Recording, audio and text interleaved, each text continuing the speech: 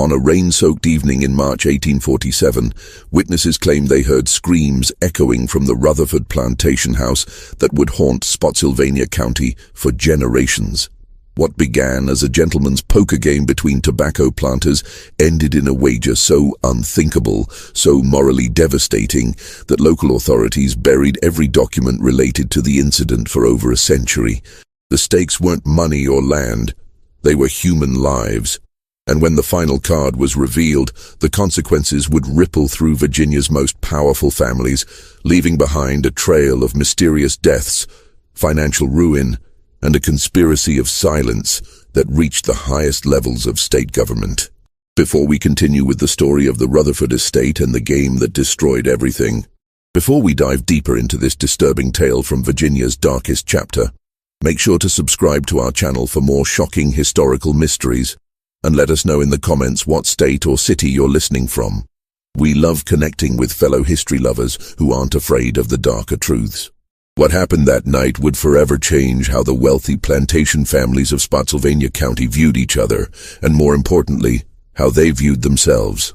Spotsylvania County in 1847 stood as one of Virginia's most prosperous tobacco regions, where vast plantations stretched along the Rappahannock River like green kingdoms, ruled by men who believed their wealth made them untouchable. The soil, enriched by decades of careful cultivation, produced some of the finest tobacco leaves in the American South, filling the coffers of families whose names appeared on bank charters, railroad companies, and political appointments throughout the Commonwealth. The Rutherford plantation, known locally as Thorngate Manor, commanded over 3,000 acres of this prime land. Colonel Harrison Rutherford had inherited the estate from his father, along with nearly 200 enslaved workers whose labor had built the family fortune over 3 generations.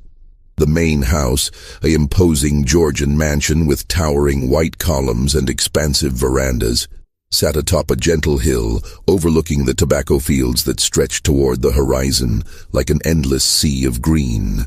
Harrison Rutherford was 43 years old in the spring of 1847, a man whose success had been measured not just in acres and profit, but in his ability to maintain the delicate social networks that kept Virginia's plantation aristocracy functioning.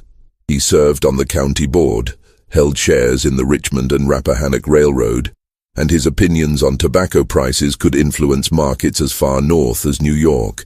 But perhaps most importantly to Harrison, he was the father of Margaret Rutherford, 18 years old, and considered by many to be the most beautiful young woman in 3 counties.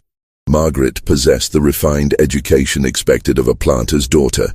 She spoke French, played piano with remarkable skill, and could discuss literature with the sophistication that made her a sought-after guest at social gatherings throughout central Virginia.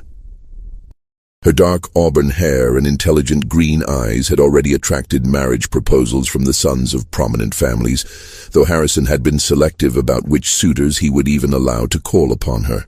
The Rutherford household also included Caesar Wellington, a man whose very existence challenged every assumption about slavery in antebellum Virginia. Caesar was 35 years old, born on the plantation, and had learned to read and write despite laws prohibiting such education for enslaved people. More remarkably, Caesar had developed an extraordinary talent for mathematics and what we might now call financial analysis.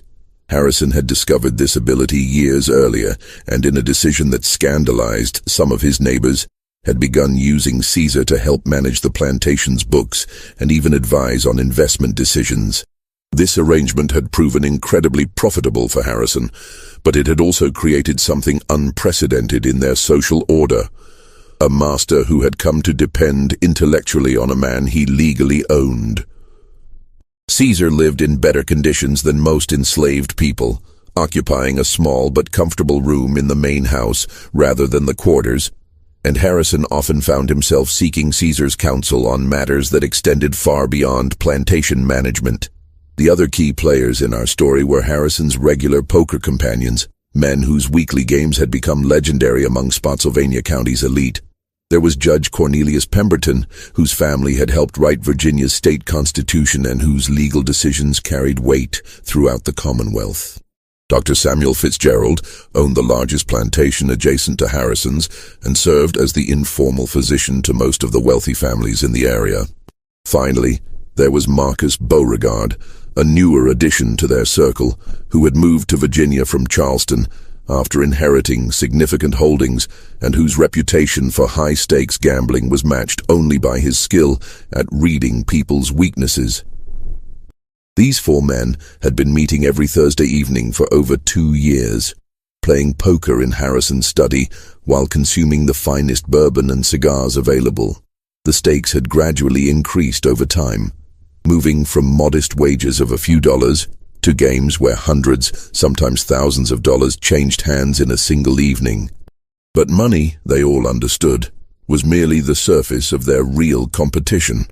These games were about power, about testing each other's resolve, about the psychological warfare that successful men wage among themselves.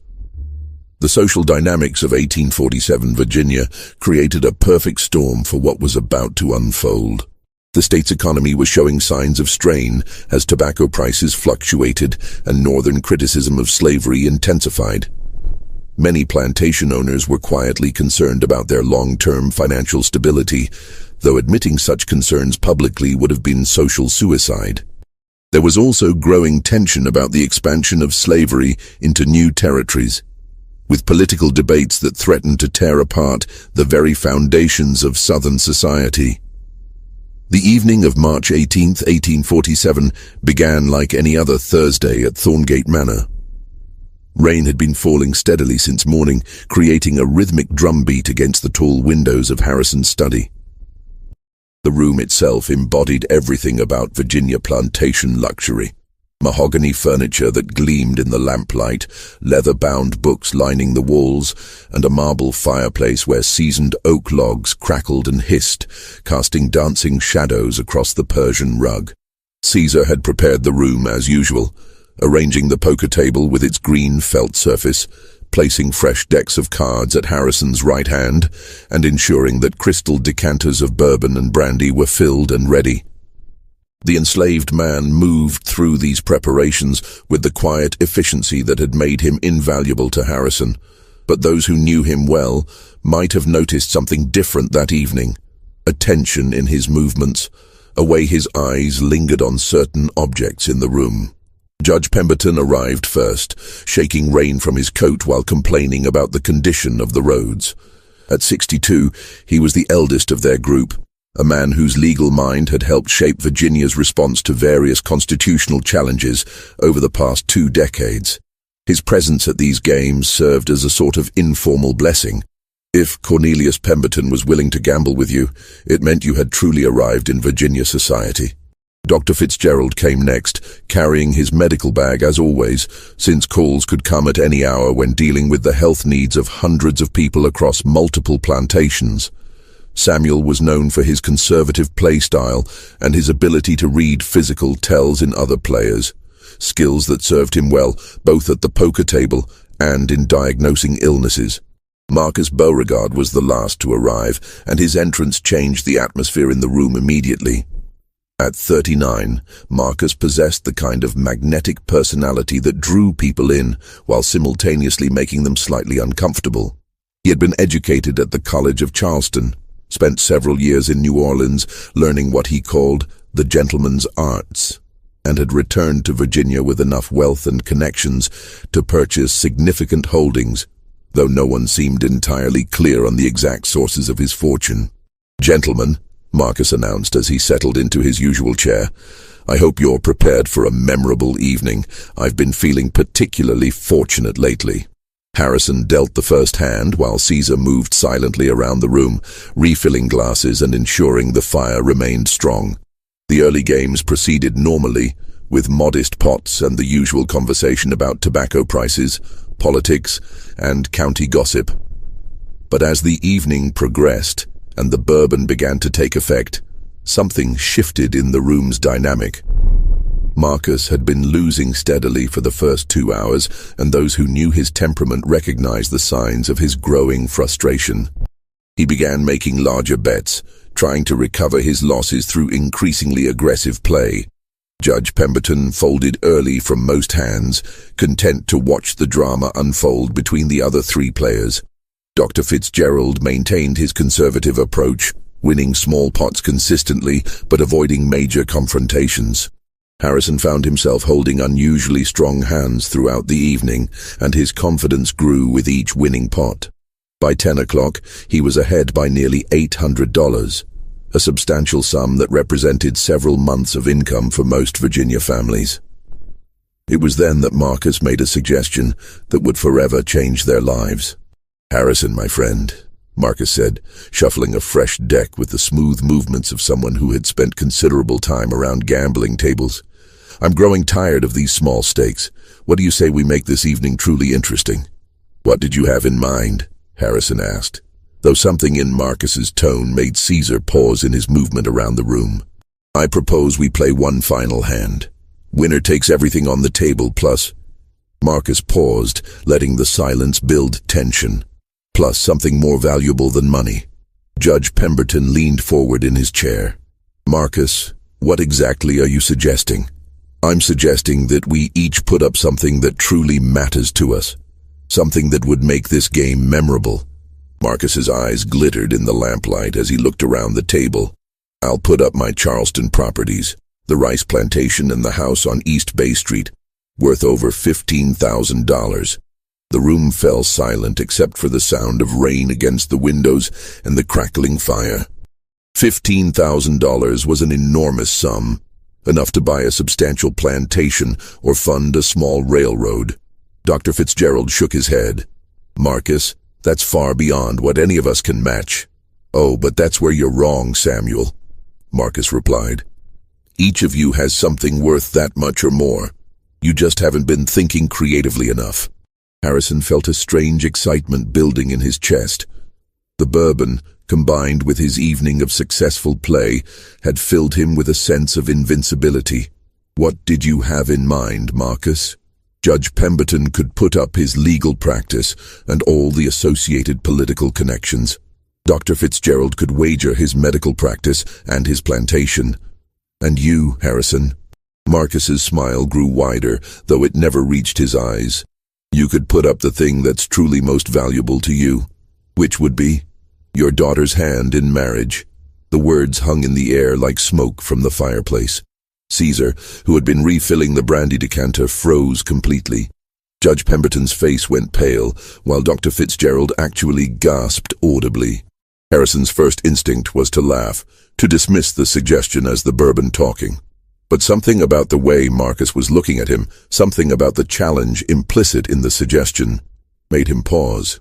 In the social hierarchy of 1847 Virginia, a man's ability to control his family's destiny was considered a measure of his power. To refuse such a wager might be seen as weakness, as an admission that he wasn't confident in his own abilities. "Marcus," Judge Pemberton said carefully, "you're suggesting something that goes far beyond gambling. A young woman's life shouldn't be wagered like property." "Isn't it?" Marcus asked. "Don't we already arrange marriages based on financial and social considerations? At least this way, the decision would be made by skill rather than backroom negotiations." Harrison found himself actually considering the proposal, though a rational part of his mind screamed warnings. Margaret was indeed his most precious possession. Beautiful, intelligent, and destined for a marriage that would strengthen the Rutherford family's position in Virginia society.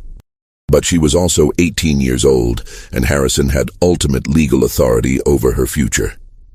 The law was clear on this point. Fathers had the right to arrange their daughters' marriages as they saw fit. "And if I were to agree to such terms," Harrison heard himself saying, "what would you put up to match such a stake?" Marcus leaned back in his chair, and for a moment his mask of southern gentility slipped entirely. What showed underneath was something harder, more calculating. "I would put up Caesar." The room erupted. Judge Pemberton stood up so quickly his chair nearly toppled backward. Dr. Fitzgerald began to protest, but Marcus raised his hand for silence. "Think about it logically, gentlemen. Caesar represents a significant financial asset, perhaps Harrison's most valuable single piece of property after the land itself. More importantly, Caesar possesses skills and knowledge that make him irreplaceable. Harrison depends on him in ways that go far beyond normal master-slave relationships. Losing Caesar would be devastating to the plantation's operations. Harrison stared at Marcus, realizing that the man had been observing their household dynamic far more carefully than anyone had suspected. It was true. Caesar had become indispensable not just to the plantation's financial management, but to Harrison's sense of intellectual equality. Their evening conversations about business strategy and investment opportunities had become one of Harrison's greatest pleasures. But there was something else in Marcus's proposal, something that made Harrison's blood run cold even as it excited him. By wagering Caesar, Marcus was essentially offering to give Harrison permanent ownership over another human being's exceptional abilities. If Harrison won, he would not only keep his daughter but also gain complete control over Marcus's legal claim to Caesar, effectively doubling down on his investment in human property. Caesar himself stood motionless near the brandy table, his face carefully neutral but his hands trembling slightly as he gripped the crystal decanter. Everyone in the room understood that they were discussing his fate as if he were an object. But the legal reality of 1847 Virginia made his opinion irrelevant. "Gentlemen," Harrison said finally, his voice steadier than he felt, "I believe we have the makings of a truly historic game." The decision to proceed with the wager created an atmosphere of tension so thick that even the crackling fire seemed muted. Judge Pemberton had attempted one final protest, arguing that no game of chance should determine the fate of innocent lives, but Harrison's mind was made up. The combination of bourbon, competitive pride, and what he saw as an opportunity to assert ultimate dominance over his social circle had overridden his better judgment. Dr. Fitzgerald, despite his moral reservations, found himself drawn into the proceedings by sheer fascination with the psychological drama unfolding. As a man who had spent decades studying human nature through the lens of medical practice, he recognized that he was witnessing something unprecedented. A moment where the fundamental power structures of their society were being tested in the most personal possible way. Marcus began shuffling the cards with elaborate precision, his movements almost hypnotic in the lamplight. "5-card stud," he announced. "One hand, winner takes all. Are we in agreement on the terms?" Harrison nodded, though his mouth had gone dry. "If I win, I keep Margaret and gain ownership of Caesar. If you win, you gain the right to marry Margaret and I retain ownership of Caesar." "Precisely," Marcus confirmed, "though I should mention one additional detail. Caesar will deal the cards." This suggestion sent another shock through the room. Having an enslaved person deal the cards for a game with such enormous stakes was virtually unheard of. But Marcus's reasoning was characteristically manipulative. Who better to ensure fairness than someone whose own fate hangs in the balance? Caesar has every incentive to deal honestly. Caesar's hands were visibly shaking as he took the deck from Marcus. The irony was not lost on anyone present. The man whose life was being wagered would be the one to determine the outcome. As Caesar moved to the head of the table, Harrison noticed something in the enslaved man's eyes that he had never seen before. Not fear, exactly, but a kind of cold calculation. The cards were dealt with agonizing slowness.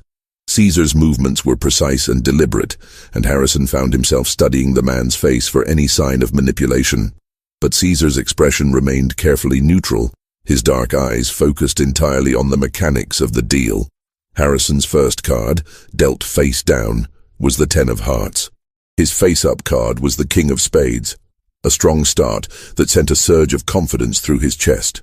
Marcus received the Jack of diamonds face-up, while his whole card remained hidden. The second round of face-up cards gave Harrison the King of hearts, a pair of kings showing.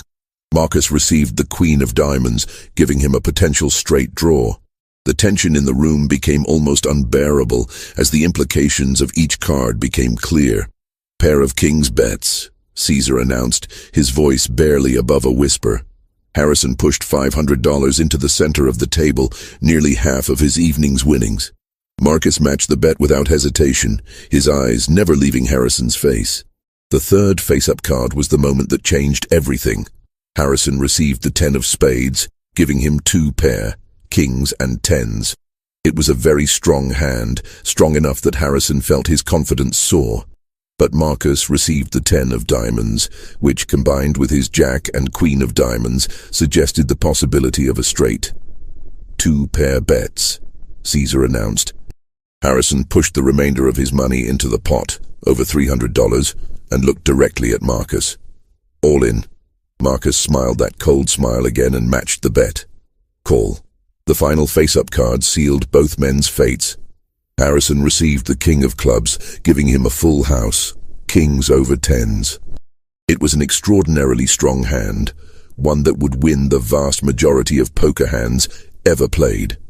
Harrison felt a surge of triumph so powerful that he nearly laughed out loud.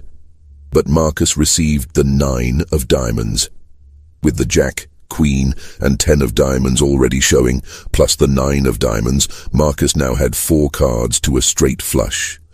If his whole card was either the 8 of diamonds or the king of diamonds, he would have an unbeatable hand. The room fell completely silent. Even the rain seemed to have stopped, though later everyone would swear they could still hear it drumming against the windows. Judge Pemberton was gripping the arms of his chair so tightly his knuckles had gone white. Dr. Fitzgerald had stopped breathing altogether. Harrison stared at his own cards, trying to calculate the odds. A full house was an incredibly strong hand. The chances of Marcus holding exactly the card he needed were minimal, but the stakes were so enormous that even a small possibility felt terrifying. "Gentlemen," Caesar said, his voice cutting through the silence like a blade, "it's time to reveal the whole cards." Harrison flipped his 10 of hearts, confirming his full house. "Kings over tens," he announced, though his voice cracked slightly. Marcus reached for his whole card with agonizing slowness. His fingers seemed to tremble as they touched the edge of the card. The entire room held its breath as he lifted it and turned it over. The 8 of diamonds. Marcus had a straight flush. 8, 9, 10, jack, and queen of diamonds. In poker, only a royal flush beats a straight flush, and Harrison was not holding a royal flush. The silence that followed was more profound than anything any of them had ever experienced. It was the silence of a world fundamentally changing, of assumptions being shattered, of consequences so vast they couldn't be immediately comprehended. Harrison stared at the cards, as if they might somehow rearrange themselves. His full house, which moments before had seemed like a guaranteed victory, now felt like a cosmic joke. He had wagered his daughter's future on the turn of a single card, and he had lost. Marcus's voice, when it finally broke the silence, was soft but carried absolute authority. "Gentlemen, I believe we have a winner." In the hours that followed the game's conclusion, the true magnitude of what had transpired began to sink in like poison, spreading through clear water. Harrison sat motionless at the poker table long after the other men had departed, staring at the cards that had sealed his daughter's fate. The fire had burned down to embers, casting the room in an eerie red glow that seemed appropriate for the hellish situation he had created. Caesar had remained in the room, standing near the window where he could watch the rain continue its relentless assault on the Virginia countryside. The enslaved man's situation had become even more complex. While he had technically been wagered and lost, the legal realities meant that Marcus now owned him, but the practical realities meant he was still physically present at Thorngate Manor. The transfer of his ownership would require legal documents, and until those were prepared, he existed in a strange limbo. "Master Harrison," Caesar said finally, using the formal address that their private conversations had long ago abandoned, "what are you going to tell Miss Margaret?" Harrison looked up from the cards, and Caesar was shocked to see tears streaming down the older man's face. In all the years he had known Harrison Rutherford, through business crises and family deaths and economic uncertainties, he had never seen the man cry. "I don't know," Harrison whispered. "How do you tell your daughter that you've gambled away her future to a man she's never even met socially?" The legal implications were staggering. Under Virginia law, Harrison had absolute authority over Margaret's marriage until she turned 21 or married, whichever came first. His agreement to the poker wager was legally binding, assuming witnesses could be found to confirm the terms. Judge Pemberton and Dr. Fitzgerald had both been present for the entire game, and their reputations made them unimpeachable witnesses. But the social implications were even more devastating. Word of the poker game would inevitably spread through Spotsylvania County's tight-knit plantation society, and the scandal would destroy not just Harrison's reputation, but potentially the standing of everyone involved. The idea that a father would gamble with his daughter's life and lose challenged fundamental assumptions about paternal responsibility and social order. Marcus Beauregard had departed that evening with a quietly satisfied air, promising to return the following day to discuss the practical arrangements of his victory. He had shaken Harrison's hand with what seemed like genuine sympathy, but there had been something triumphant in his eyes that suggested this outcome had been his goal from the very beginning. As dawn broke over Thorngate Manor, Harrison finally forced himself to leave the study and confront the impossible task of explaining the situation to Margaret. He found her in the morning room, reading a book of poetry while taking her breakfast. She looked up as he entered and immediately noticed his haggard appearance. "Papa, you look terrible. Were you up all night with your card game?" Harrison sat down across from his daughter, studying her face as if trying to memorize every detail. Margaret had inherited her mother's refined features, but combined them with an intelligence and strength of character that were entirely her own. At 18, she possessed the kind of beauty that would have guaranteed her a magnificent marriage to any of the prominent families in Virginia. Now, instead of choosing among suitable suitors, she would be bound to a man she barely knew. "Margaret," Harrison began, then stopped. "How do you explain the unexplainable? How do you tell someone that their entire future has been determined by the turn of a card? Papa, you're frightening me. What's wrong?" Harrison took a deep breath and began to explain the events of the previous evening. He tried to present the story in a way that emphasized his confidence in his hand, the reasonableness of the wager given the social customs of their time, and the unfortunate but binding nature of the outcome. But as he spoke, he watched his daughter's expression change from confusion to disbelief to a kind of cold fury that reminded him uncomfortably of Marcus Beauregard's calculating stare. When Harrison finished his explanation, Margaret sat in complete silence for several minutes. The morning sunlight streaming through the windows illuminated her auburn hair like fire, and Harrison found himself thinking that she had never looked more like her mother than at this moment. "Let me understand this correctly," Margaret said finally, her voice deadly calm. "You wagered my future marriage against the ownership of Caesar, and you lost." The hand was extraordinarily strong, Margaret. The odds of Marcus holding the exact card he needed were— "I don't care about the odds, Papa." Margaret's voice cut through his explanation like a blade. "You had no right to make such a wager, regardless of how confident you felt." Harrison tried to explain the legal realities, the social customs that gave fathers ultimate authority over their daughters' marriages, the fact that most marriages in their social class were arranged for financial and political reasons anyway. But even as he spoke, he realized how hollow his arguments sounded. Margaret stood up from the table, her breakfast untouched. "When is Master Beauregard coming to claim his prize?" The coldness in her voice when she said prize made Harrison wince. "This afternoon, most likely. We need to discuss the practical arrangements." "The practical arrangements," Margaret repeated. "How thoughtful of you both to consider the practical aspects of my bondage."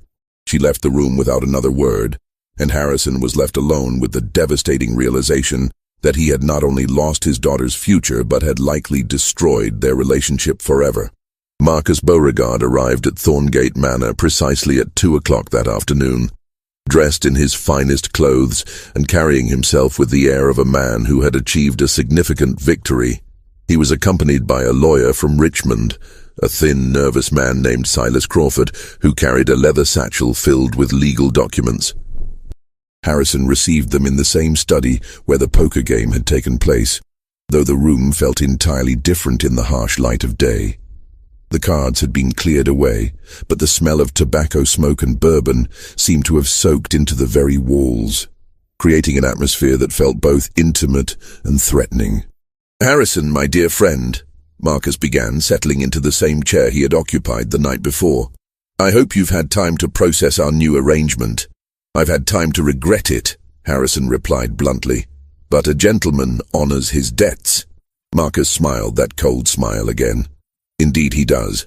Now, Mr. Crawford here has prepared the necessary documents to formalize our agreement. The marriage contract, the transfer of Caesar's ownership papers, and various other legal necessities." The lawyer spread the documents across the poker table, and Harrison was struck by how thoroughly Marcus had anticipated this outcome. The papers were expertly prepared, covering every possible legal contingency.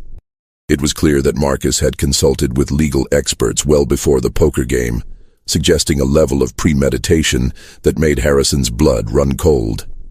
"There is one matter we need to discuss," Harrison said as he reviewed the marriage contract. "Margaret is resistant to this arrangement." Marcus chuckled. "I would expect nothing less from a spirited young woman. But I'm confident that once she gets to know me better, she'll come to appreciate the advantages of our union. And if she refuses, she can't refuse, Harrison. Under Virginia law, you have absolute authority over her marriage until she reaches 21. The contract we're signing today makes that authority legally binding."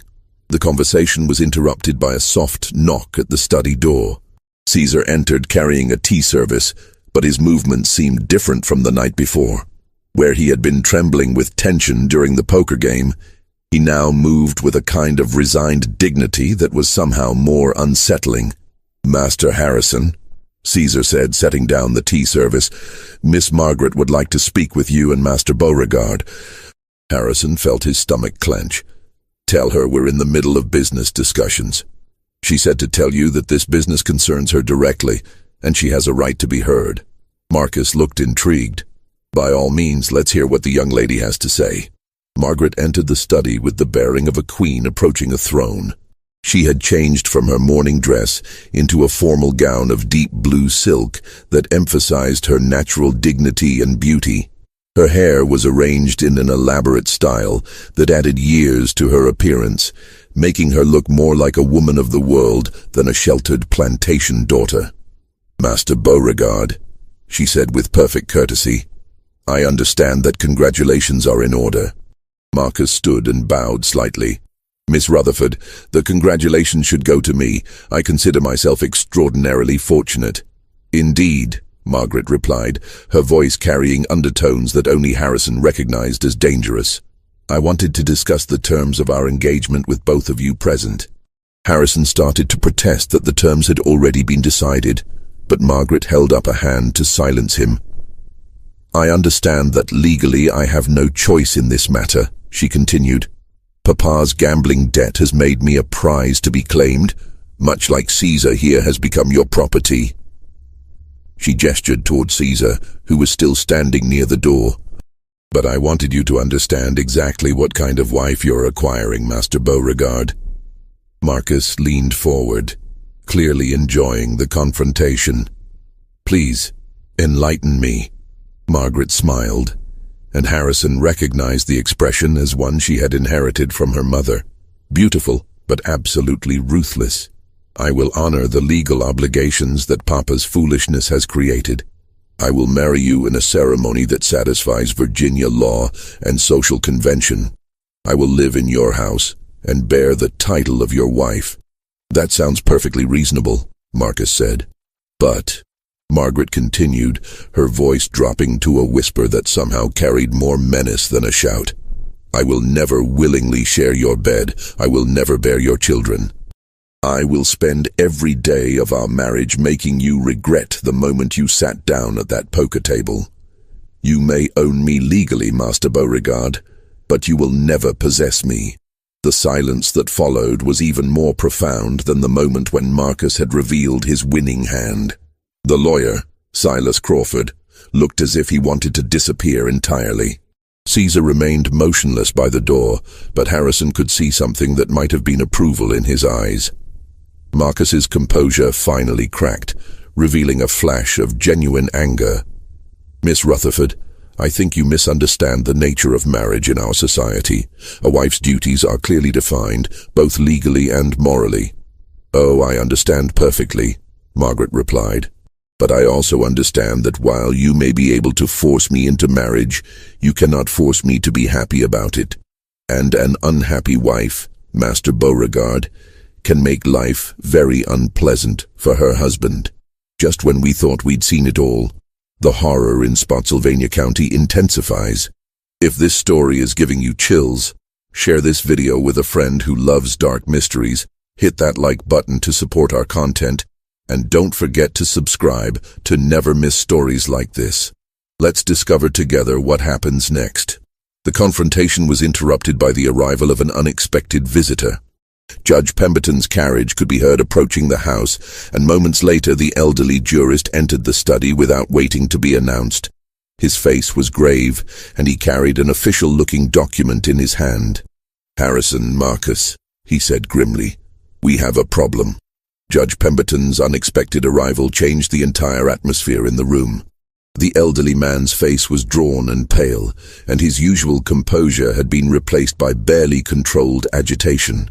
He glanced around the room, taking in the legal documents spread across the poker table, Margaret's defiant posture, and Caesar's silent presence near the door. "Cornelius," Harrison said, rising from his chair, "what's wrong?" "What's wrong?" Judge Pemberton replied, his voice heavy with implications, "is that our little poker game last night has attracted some very unwelcome attention." He held up the document he had been carrying, an official writ bearing the seal of the Commonwealth of Virginia. "This arrived at my office 2 hours ago. It's a formal inquiry from the Virginia Attorney General's office into what they're calling irregular gambling activities involving human property and potentially coercive marriage contracts." Marcus's face went completely white. "How could they possibly know about—" "Because," Judge Pemberton interrupted, "someone reported it. Someone who was present last night. Someone who witnessed the entire game and understood the legal implications." All eyes turned to Caesar, who stood near the door with the same dignified composure he had maintained throughout the morning's confrontations. But now there was something else in his expression, something that might have been satisfaction. "You?" Harrison whispered. "You reported this?" Caesar met his master's gaze directly, and for the first time in their relationship, there was no deference in his eyes. "Master Harrison, you taught me to read and write. You taught me about business and law and the importance of documentation. Did you think I wouldn't understand the legal implications of what happened last night?" The revelation hit the room like a physical blow. Marcus jumped to his feet, his gentleman's facade finally crumbling completely. "You treacherous—" "Careful, Master Beauregard," Caesar interrupted calmly. "You may legally own me now, but Virginia law still protects enslaved people from physical assault, especially when witnesses are present." Judge Pemberton sank into a chair, the full magnitude of the situation becoming clear. "Caesar, what exactly did you report?" "I reported that 4 prominent Virginia gentlemen engaged in a poker game where human lives were wagered as stakes. I provided detailed descriptions of the game, the participants, and the agreements made. I also included sworn testimony about the coercive nature of the marriage contract being forced upon Miss Margaret." The lawyer, Silas Crawford, began frantically shuffling through his papers. "This could invalidate all of our documents. If the Attorney General's office determines that the poker game constituted an illegal form of human trafficking—" "Which it did," Margaret interjected smoothly. "Caesar, you brilliant, wonderful man." Harrison stared at Caesar in complete shock. "But why? If this investigation proceeds, you could be punished. Enslaved people who make accusations against their masters could face severe consequences." Caesar agreed. "But I realized something last night while I was dealing those cards, Master Harrison. I realized that I was tired of being property, tired of being wagered and traded like livestock. And I realized that if I was going to be punished for speaking truth to power, I might as well make sure the truth was worth the punishment." Caesar walked to the center of the room, his movements deliberate and dignified. You see, while you gentlemen were focused on your cards and your bourbon, I was thinking about something else entirely.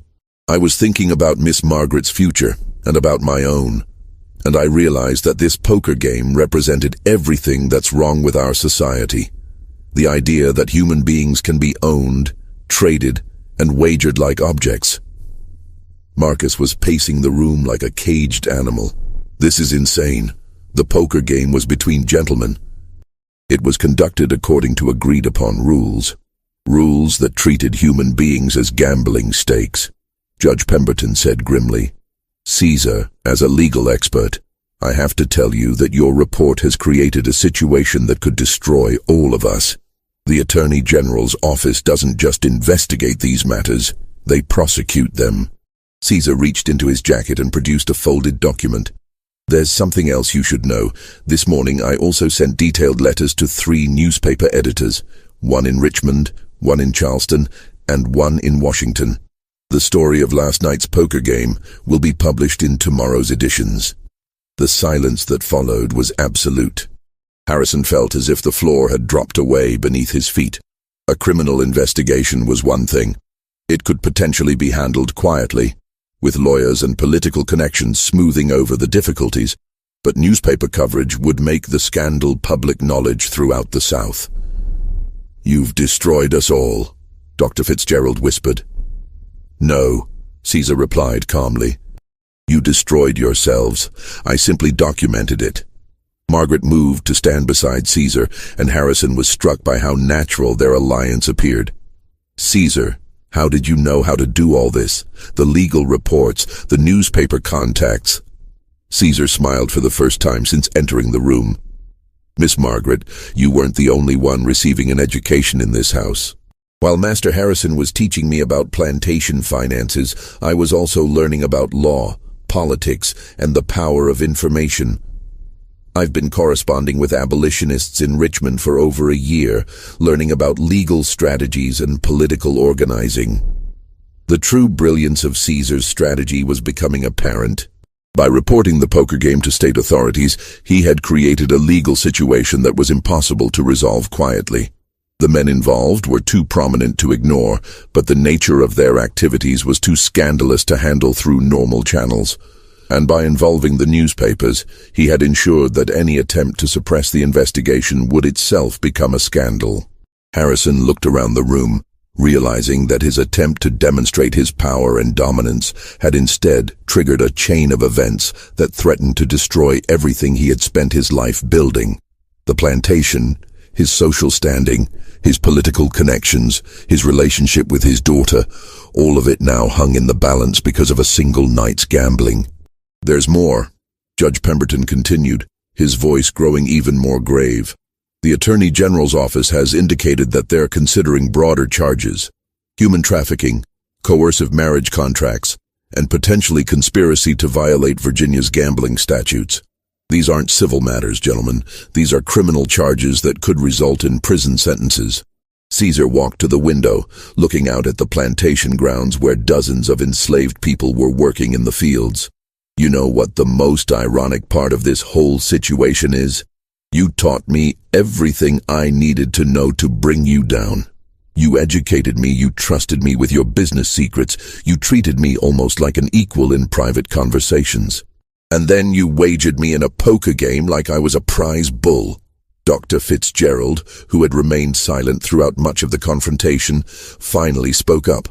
"Cornelius, surely there's some way to resolve this quietly. We're all respected members of the community." "That's exactly the problem, Samuel," Judge Pemberton replied. "Because we're respected members of the community, this case will receive extraordinary scrutiny. The Attorney General can't be seen as protecting wealthy planters who engage in activities that shock public conscience." Marcus stopped pacing and turned to face Caesar directly. "What do you want? Money? Freedom? There must be something you want in exchange for withdrawing your report." Caesar's response was immediate and devastating. "Master Beauregard, you still don't understand. I didn't report this crime to negotiate. I reported it because it was a crime. The only thing I want is justice. The word justice hung in the air like an indictment.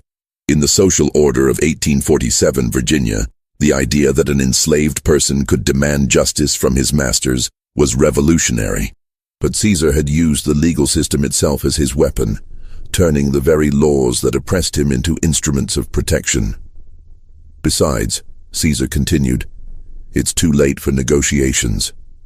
The letters have already been sent, the investigation has already begun, and by tomorrow morning every educated person in 3 states will know about your poker game. The damage is done. Margaret moved closer to Caesar, and Harrison was shocked to see tears of gratitude in his daughter's eyes. Caesar, you saved me. You saved us both. Miss Margaret, Caesar replied gently, you would have saved yourself eventually. You have your mother's spirit. I just provided some legal assistance. The documents on the poker table suddenly seemed like evidence of criminal activity rather than business arrangements. Marcus reached for the marriage contract, but Judge Pemberton stopped him. Don't touch anything, the judge warned. Those documents are now evidence in a criminal investigation. Tampering with them would constitute obstruction of justice. Harrison finally found his voice. What happens now? Now, Judge Pemberton said grimly, we wait for the Attorney General's investigators to arrive. They'll want to interview each of us separately, examine the documents, and gather additional evidence. The investigation could take weeks or months. And in the meantime, all of the agreements made during the poker game are suspended pending the outcome of the investigation. Margaret cannot be forced into marriage while the coercive nature of the contract is under review. Caesar's ownership transfer is also suspended. Marcus's carefully constructed plans were crumbling before his eyes. This is outrageous. I won that game fairly. You won a game where human beings were wagered as stakes, Margaret said coldly. In what universe did you think that was fair? The confrontation was interrupted by the sound of multiple carriages approaching Thorngate Manor. Through the study windows, they could see official vehicles bearing the seal of the Commonwealth of Virginia. The investigators had arrived far more quickly than anyone expected. Gentlemen, Judge Pemberton said, standing up and straightening his coat, I suggest we prepare ourselves for the most difficult legal proceeding of our lives. The investigation that followed would become legendary in Virginia legal circles, though the full details would remain sealed in state archives for over a century. Attorney General investigators spent 3 weeks at Thorngate Manor, interviewing everyone present during the poker game, examining financial records, and gathering testimony from dozens of witnesses throughout Spotsylvania County. The lead investigator was a woman named Catherine Henley, one of the first female legal clerks employed by the Virginia Attorney General's office. Her presence added another layer of scandal to the proceedings, as her sharp questioning exposed not just the poker game, but the entire social system that had made such a wager seem acceptable to the participants. Miss Henley's first interview with Harrison lasted over 6 hours and left him emotionally shattered. Her questions cut to the heart of his motivations, forcing him to confront the moral bankruptcy of his actions in ways that his own conscience had failed to do. Master Rutherford, she had asked during one particularly brutal exchange, help me understand how a father justifies wagering his daughter's future happiness on the turn of a card. Was it arrogance, desperation, or simple indifference to her welfare? Harrison's inability to provide a coherent answer to that question haunted him for the rest of his life. Miss Henley's interviews with Caesar proved particularly devastating to the men's defense. Caesar's detailed knowledge of plantation finances, combined with his articulate testimony about the power dynamics involved in the poker game, painted a picture of systematic abuse that went far beyond a single evening's gambling. Master Rutherford didn't just wager his daughter, Caesar testified in a sworn deposition. He wagered her because he knew that losing her would be the ultimate demonstration of his power. The ability to control another person's entire existence based on the turn of a card. And Master Beauregard didn't just want to win a wife. He wanted to win the right to own someone completely. The investigation also revealed that Marcus Beauregard's wealth had far more questionable origins than anyone had suspected. Financial records from Charleston showed connections to illegal slave trading operations and fraudulent land dealings. His move to Virginia appeared to have been motivated by a desire to escape legal troubles in South Carolina, rather than any genuine interest in establishing himself as a respectable planter. More disturbing still, investigators discovered that the poker game at Thorngate Manor was not Marcus's first attempt at acquiring a wife through gambling. Similar incidents in Charleston and Savannah suggested a pattern of predatory behavior that had been overlooked by authorities who were impressed by his wealth and social connections. Judge Pemberton's involvement in the poker game created a constitutional crisis within Virginia's legal system.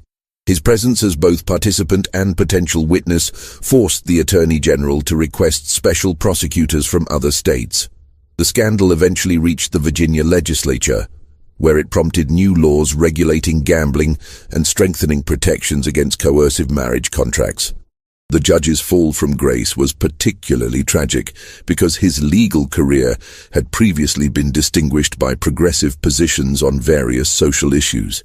His participation in the poker game was seen as a betrayal of the principles he had publicly advocated, and the disappointment among his colleagues was palpable during the investigation proceedings. Dr. Fitzgerald, whose involvement had been the least criminal of the participants, ultimately cooperated fully with investigators in exchange for reduced charges. His testimony provided crucial corroboration of Caesar's account and helped establish the premeditated nature of Marcus's actions. The doctor's cooperation came at a significant personal cost. His medical practice suffered severely as patients began to question his judgment and moral character.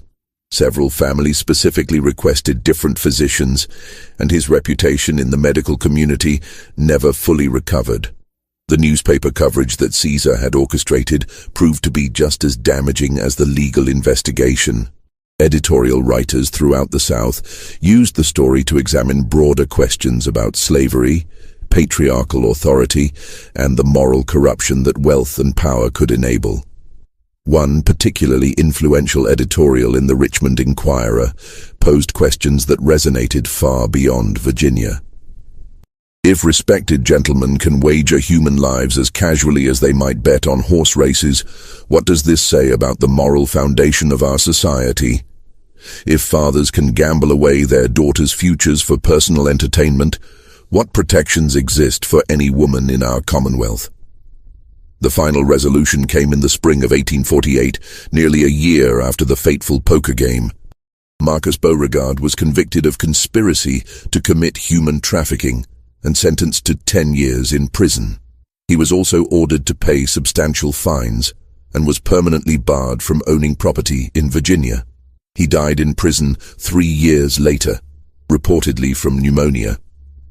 Though some suspected his death was not entirely natural given the enemies he had made among fellow inmates. Harrison Rutherford avoided criminal charges but faced severe civil penalties. He was forced to pay enormous legal fees and lost many of his political appointments.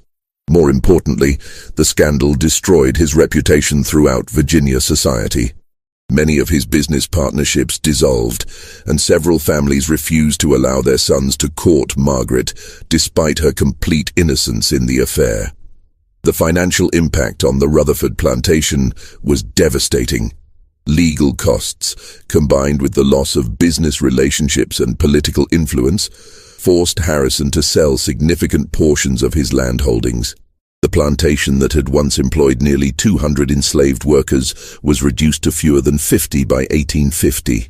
Judge Pemberton resigned from the bench in disgrace and spent his remaining years as a private attorney handling minor civil cases. The scandal effectively ended his political career and cost him most of his social connections.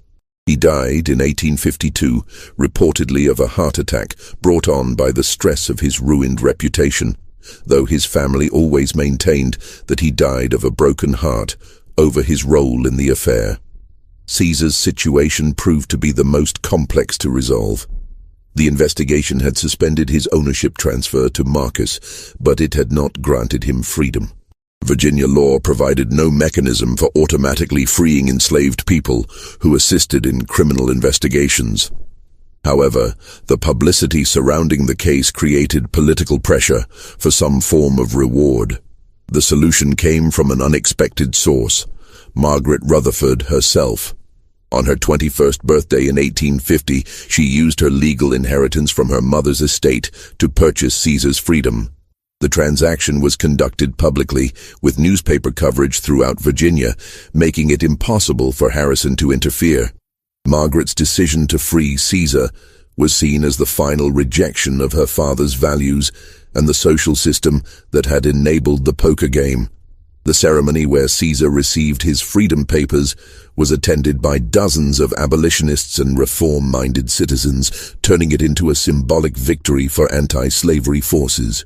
Margaret also used the scandal as an opportunity to reject all marriage proposals and dedicate herself to what would later be called women's rights activism. She never married, instead becoming one of Virginia's first female property owners and a vocal advocate for legal reforms. Her partnership with Caesar, now a free man, continued as they established successful business ventures that challenged social conventions throughout the 1850s. The poker game itself became the subject of whispered conversations throughout Virginia for generations. Parents used it as a cautionary tale about the dangers of gambling, while reformers cited it as evidence of the corrupting influence of slavery on Southern society. The exact details were often exaggerated or distorted in retelling, but the core message remained constant. Even the most powerful men could be brought down by their own arrogance and cruelty. The Rutherford plantation continued to operate, but never recovered its former prosperity. Harrison lived until 1863, dying just as the Civil War was beginning to tear apart the very social system that had enabled his crimes. He spent his final years as a broken man, isolated from former friends and estranged from his daughter, who visited him only out of duty. Margaret's final conversation with her father, just days before his death, was reported by several witnesses.